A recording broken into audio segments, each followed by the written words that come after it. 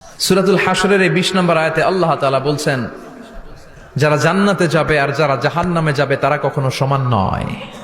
যারা জান্নাতে যাবে তারাই হচ্ছে সফল কাম। সুবহানাল্লাহ পড়েন।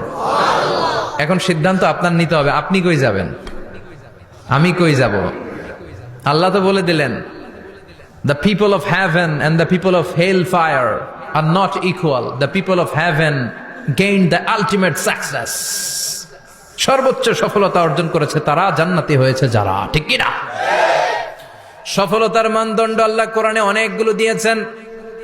কোথাও বলেছেন, قد أفلح المؤمنون الذين هم في صلاتهم خاشعون। সফল হয়েছে তারা, ঈমান এনেছে যারা।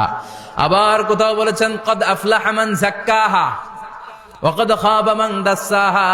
নিজের আত্মাকে পরিশুদ্ধ করেছে যারা, সফল হয়েছে তারা। আবার সূরা হাশরের 20 নম্বর আয়াতে আল্লাহ বললেন, জান্নাতে ঢুকতে পেরেছে যারা, সফল হয়েছে তারা। জান্নাতে ঢুকতে, কোন রকম ঢুকতে পারলেই সফল। এটাই তো আমরা চাই। আমরা কি চাই? জান্নাত চাই। চিল্লায় বলেন কি চাই?